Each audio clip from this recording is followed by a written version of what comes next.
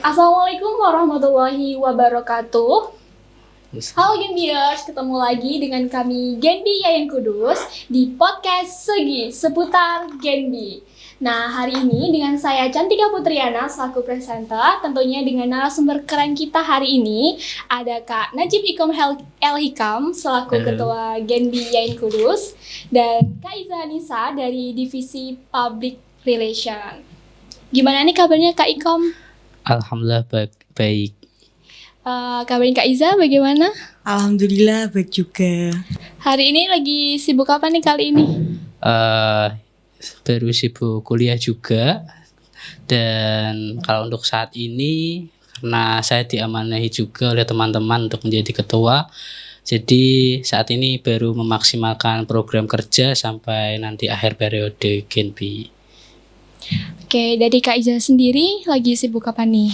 Kalau saya sendiri lagi sibuk kuliah sih, terus mau ngurusin PPL juga, kan saya mau praktek juga tuh Mbak gitu. Sama organisasi di Genbi gitu aja sih. Oke, nah Kak Iza ini kan udah dapat beasiswa BI kedua kalinya ya, tahun 2021 dan 2022. Nah, awal ceritanya daftar jadi beasiswa BI ini gimana sih ceritanya? Oke, sebelumnya di sini aku mau nyapa teman-teman Genbiers nih dimanapun kalian berada. Nah, di sini aku mau sharing-sharing dikit nih tentang gimana sih aku dapat informasi tentang beasiswa Bank Indonesia ini. Nah, aku dulu itu pernah lihat postingan dia di Instagram, Kak. Nah, di postingan Instagramnya itu ada persyaratan-persyaratannya tentang gimana sih cara daftar beasiswa Bank Indonesia. Di websitenya IAIN Kutu juga ada gitu sih. Oke, dari Kak Ikom sendiri dulu ceritanya gimana Kak? Hampir sama, saya dulu melihat salah satu postingan juga di IAIN Kudus Instagramnya, karena dulu belum di-upload di website, hanya di Instagram, jadi saya tertarik untuk mendaftarnya. Sepertinya juga seperti dengan keinginan saya untuk bergabung di beasiswa Bank Indonesia. Kalau dari Kak Iza nih, apa sih yang bikin tertarik dengan beasiswa BI? Oke, kalau dari saya sendiri itu ketertarikannya pertama melihat figur, apa sih Genbi itu komunitas yang di dalamnya itu ada anak-anak pilihan ya Kak. Nah jadi itu saya tertarik ketemu teman-teman yang cerdas, inovatif, kreatif itu sih, sama mau juga tambah relasi, tambah pengalaman juga gitu. Oke, dari Kak Ikom sendiri nih, gimana? Kalau saya sendiri untuk tertarik bergabung menjadi bagian penting dari beasiswa Bank Indonesia, saya malah melihatnya dulu itu dari Bank Indonesianya ya. Nah, jadi Bank Indonesia sebagai Bank Sentral Republik Indonesia sudah memberikan beasiswa untuk utamanya para mahasiswa, dan untuk saat ini juga diberikan kepada teman-teman pelajar di SMK, tentunya universitas dan juga sekolah yang terpilih ya. Jadi selain fungsinya Bank Indonesia itu sebagai bank sentral, juga di sini ada sisi sosial dari Bank Indonesia untuk memberikan beasiswa kepada teman-teman mahasiswa, dan ini tentunya menambah semangat saya untuk bergabung di beasiswa Bank Indonesia. Juga dari teman-teman Genbi ya, setelah nanti dinyatakan lolos nih ya untuk menjadi penerima beasiswa Bank Indonesia, jadi nanti telah ditetapkan sebagai komunitas Genbi juga. Jadi yang sudah lolos dikumpulkan menjadi satu, menjadi komunitas Genbi itu sendiri. Tuh. Tentunya banyak ya kreasi-kreasi dan inovatif yang diadakan Genbi Yayan Kudus sendiri. Nah, selama Betul. Kak Ikom nih jadi ketua Genbi Yayan Kudus nih dari tahun 2021 sampai sekarang akhir periode ya Kak ya. Ya. Nah, apa aja sih proyek yang sudah dibuat yang sekiranya tuh inovatif dan unik gitu yang diunggulkan di Genbi Yayan Kudus sendiri? Ya, tentunya banyak program kerja yang sudah kita buat dari hasil diskusi kita dalam forum rapat kerja teman-teman Genbi pengurus periode 2021. Banyak program kerja yang memang kita tekankan utamanya sesuai dengan kebijakan BI selinier lah ya. Ada kegiatan juga offline juga online, seperti misalnya yang online kemarin kita adakan juga seminar UMKM kreatif, kemudian ada juga webinar public speaking ya, itu untuk menjadikan teman-teman Genbi ini pandai dalam public speakingnya. Salah satu syarat menjadi pemimpin itu kan juga harus bagus dalam public speakingnya, seperti itu. Kemudian banyak sekali juga di kegiatan offline kita, salah satunya juga kita rangkum dalam kegiatan Bina Desa. Alhamdulillah untuk tahun ini Bina Desa dari Genbi Yayan Kudus itu terletak di Desa Margorejo. Nah, kita di situ sudah kembangkan beberapa program kerja, utamanya ada seminar kesehatan mental untuk remaja-remaja di Desa Margorejo. Kemudian ada Genbi menanam juga bersama ibu-ibu PKK. Utamanya ini menanam tanaman-tanaman seperti apotek sehat, seperti itu, cabai juga. Kemudian kemarin kita juga baru yang kita laksanakan ada green economy juga dan juga budidaya jamur. Jadi green economy kita kemarin alhamdulillah menerapkan dari hasil limbah tebu. Nah, di Desa Margorejo ini sendiri terkenal atau banyak tebu ya. Jadi otomatis di situ juga ada banyak limbah tebu yang tidak terpakai. Nah, jadinya kita punya inovasi untuk mengangkat itu sebagai suatu kerajinan yang bernilai guna. Nah, seperti itu. Kemudian ada lagi Genbi mengajar. Genbi mengajar kita kemarin ada 2 tipe ya. Yang pertama di desa binaan kita mengajar di SD 1 Margorejo, 2 Margorejo dan banyak lagi. Kemudian kita juga mengajar di panti asuhan juga, di Darul Hadonah juga Budi Luhur. Sistem kita mengajarnya kita menerapkan beberapa permainan edukatif juga inovatif. Kita sebut sebagai ular tangga, permainan ular tangga ya. Jadi di permainan ular tangga itu juga menyisipi beberapa nilai-nilai utamanya terkait dengan kebangssentralan, CBP rupiah, kemudian juga keislaman, juga kebudayaan. Jadi kita untuk permainan ular tangga itu memang sudah paket lengkap seperti itu. Gitu Mbak Cantika. Ternyata sangat lengkap banget ya program kerjanya. Ada menyangkut karena kita dari IAIN, ada tentang keislamannya, kemudian kita dari Genbi, penerima beasiswa Bank Indonesia, pasti kita juga menjalankan kebijakan-kebijakan BI, kita sosialisasikan ke masyarakat sekitar kita. Nah, menurut Kak Iza sendiri nih, proyek apa sih yang paling mengesankan buat Mbak Iza sendiri? Kalau dari saya itu program kerja yang paling mengesankan itu yang saya laksanakan sendiri ya Mbak. Itu podcast kita adakan itu bersama Mbak Fariha. Nah, Mbak Fariha kan selaku ketua Korkom Semarang. Nah, beliau itu orangnya ya sangat interaktif gitu loh. Jadinya saya terkesan, bisa ngobrol gitu loh sama ketua Korkom Semarang. Itu sih yang paling berkesan. Kayak selama hampir 1 periode ini pasti banyak ceritanya lah di Genbi. Nah, menurut Kak Iza sendiri suka dukanya di Genbi itu apa aja sih? Pasti banyak banget lah, ya kan? Iya. Kalau suka dukanya sendiri ya pasti banyak ya Kak. Tapi kalau di Genbi menurut saya banyak sukanya. Terutama momen yang sangat tidak bisa saya lupakan itu waktu makrab kemarin. Kan kalau di YIN Kudus kan makrabnya kan dinamakan Metaporia. Nah, Metaporia Genbi YIN Kudus. Nah, di situ saya tuh merasa punya ikatan gitu loh sama teman-teman. Ini enggak hanya komunitas, tapi ini keluarga kayak gitu. Jadi angan-angan saya ketika saya meneruskan tonggak kepemimpinan ini ada harapan dan juga tanggung jawab yang harus kita lanjutkan untuk generasi berikut-berikutnya kayak gitu. Oke, balik lagi ke Proja nih sama Kak Ikom ya. Ya.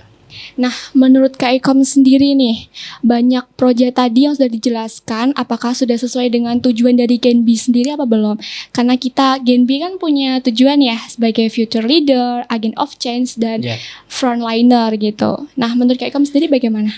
Ya, tentunya kita menetapkan sebuah program kerja itu kita dasari ya dari hasil juga menurut fungsi Genbi itu sendiri ya. Ada 3 itu tadi, frontliner, kemudian future leader, kemudian change agent. Dimana untuk misalnya ya kita contohkan saja misalnya change agent ya, kita sebagai Genbi itu harus menjadi role model bagi masyarakat sekitar ataupun juga pelajar ya. Jadi kita harus menjadi suri tauladan lah untuk mereka. Katakanlah untuk program kerja kita seperti kemarin ya, Genbi mengajar ya. Genbi mengajar kepada anak-anak SD yang ada di Desa Margorejo. Nah, kita di situ mengajarkan adik-adik bukan hanya terkait dengan kebangsentralan juga CBP rupiah, tapi juga kita di situ mengajarkan tentang nilai-nilai keislaman, juga nilai-nilai kebudayaan seperti itu. Jadi kita tetap kita tetap mengingat sesuai dengan instansi kita ya, IAIN Kudus ya, Institut Islam seperti itu. Jadi mau nggak mau kita juga harus menyebarkan nilai-nilai keislaman kepada teman-teman pelajar yang lainnya. Nah, itu kita menjadi role model di kalangan pelajar. Kemudian untuk di kalangan masyarakat, kita kemarin di situ ada program kerja green economy, kemudian ada program kerja budidaya jamur juga. Nah, di situ kita juga tekankan kepada sasaran yang kita buat ya. Kalau green economy kita kemarin bersama ibu-ibu PKK Semargorejo, kita di situ mengingatkan kembali bahwasanya oh iya di Desa Margorejo itu terdapat potensi yang sangat besar, yaitu limbah tebu ya. Limbah tebu saat ini banyak sekali diasingkan ya, atau tidak terurus seperti itu. Jadi atau mungkin hanya sebagai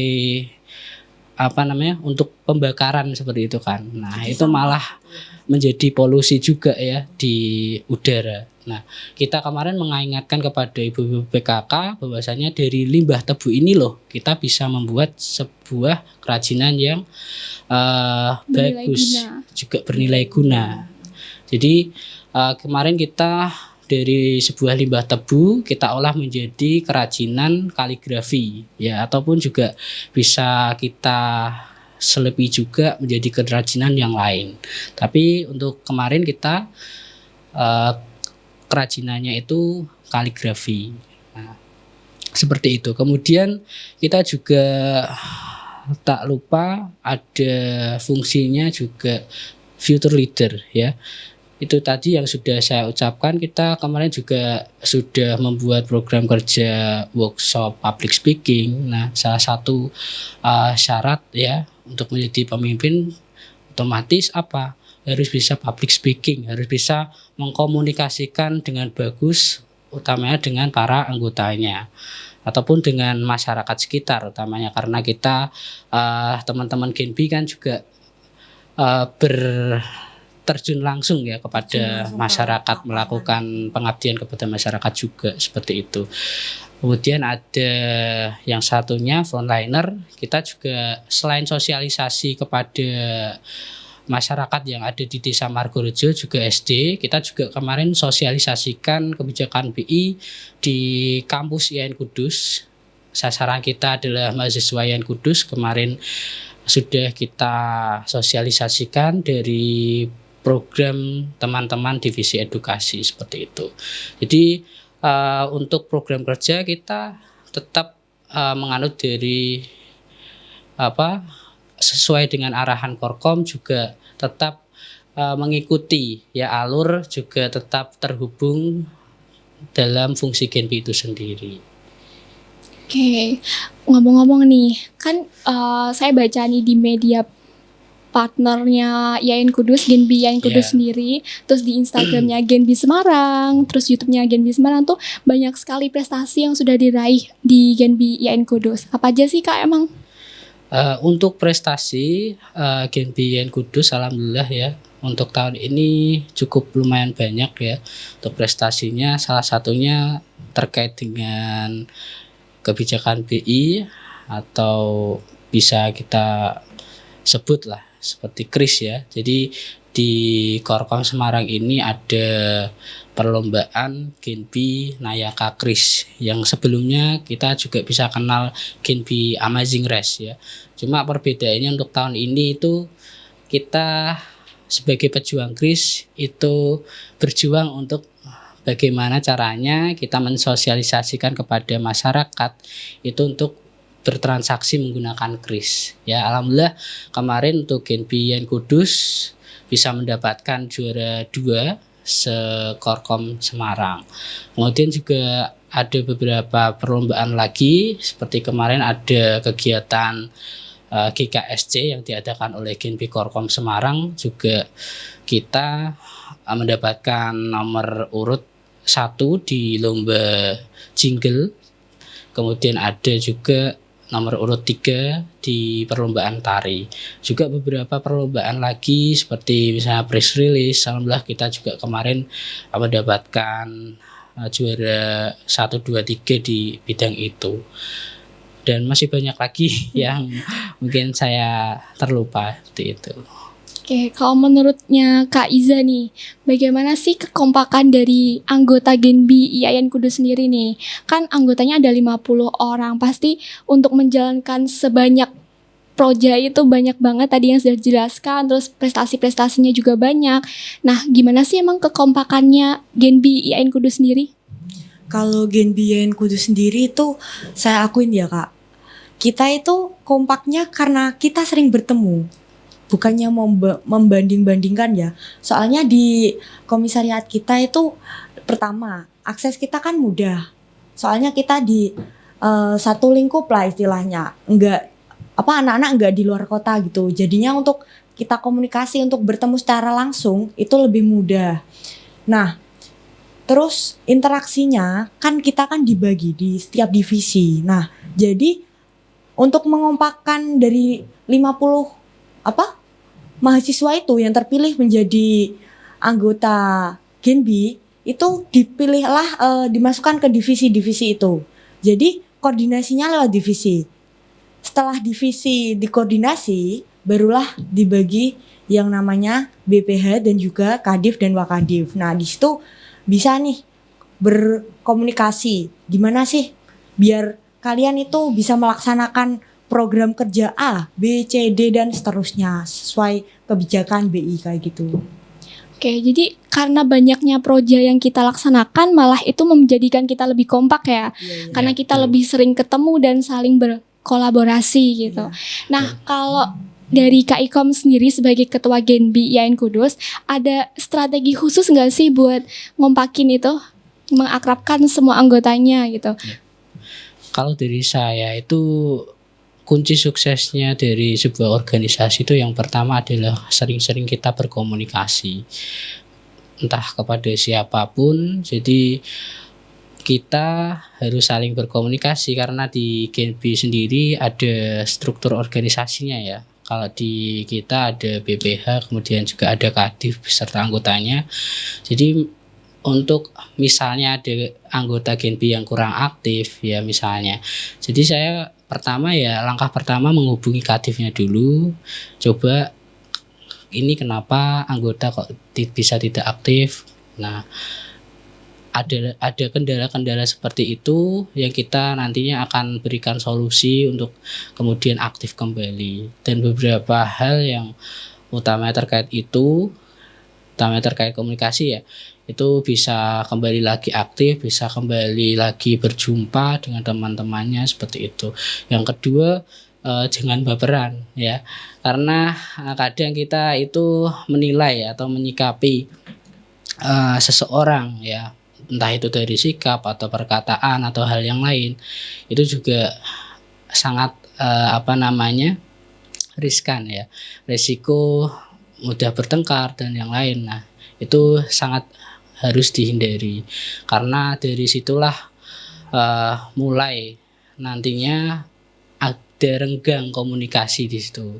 Jadi jangan baperan, kita bersikap biasa saja dan selalu positive thinking gitu loh. Oh, kalau misalnya ada anggota yang masih sibuk, ya udah kalau misalnya saya bisa pick up seperti itu.